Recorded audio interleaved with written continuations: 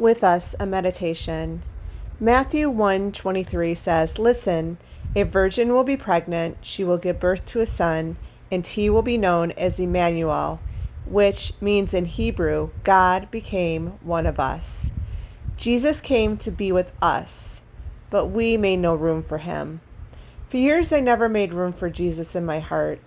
I thought I understood what Emmanuel, God with us, meant, but now that I have made room for him in my heart, I can see that I never really understood.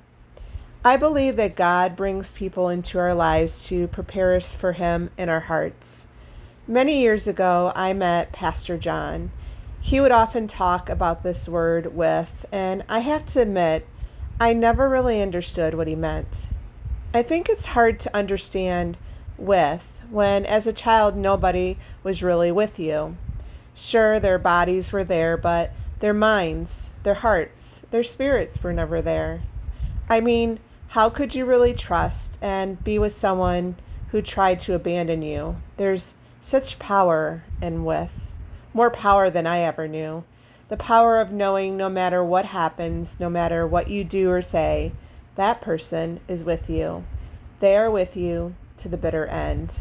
I remember how Pastor John used to say he believed in with so much that he had it on his license plate. I'm beginning to experience this with in my heart, and what I'm discovering is that Jesus is expanding my heart more and more.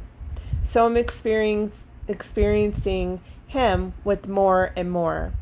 I think back on the time when I made room for him in my heart, and I believe this is a key to experiencing him with you.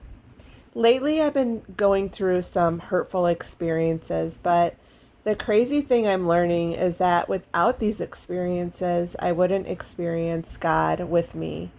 These experiences with God are profound and life-changing and are healing something deeper inside of me. I'm beginning to understand what Paul meant when he said, "I will celebrate my weaknesses, for when I am weak, I am strong." I sense more deeply the mighty power of Christ living in me, so I'm not defeated by my weakness, but delighted.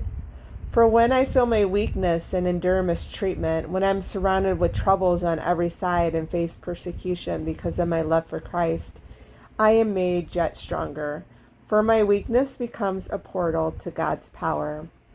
When we go through hard times when others we love aren't treating us right, this is an opportunity for God to be kind and compassionate towards us. The other day I had an experience with someone I love that crushed my heart once again. By once again, I mean it's been happening frequently lately. It's hard and I want to pull away, but I'm discovering that it's pushing me closer to God, closer than my next breath. I'm experiencing God's compassion for me. That morning, I began to pray, "Jesus, see me. Jesus, hear me. Jesus, hold me." As I was on my morning walk, I came across the bird sitting on the path. I continued to walk. As I came near the bird, he jumped and fell flat on his face. Wings expanded. He just laid there. I stopped, and my heart just cried. I wanted to help this little bird who couldn't fly, but I knew if I touched it, it may never fly again. My heart was so filled with compassion and nearly burst in tears, which is not like me at all. After years of stuffing my emotions, tears don't come easily for me. In this moment, I knew that bird was me, and I was feeling compassion for this bird the same way that God had compassion for me. He was with me, and it gave me courage to keep on walking. And you know what?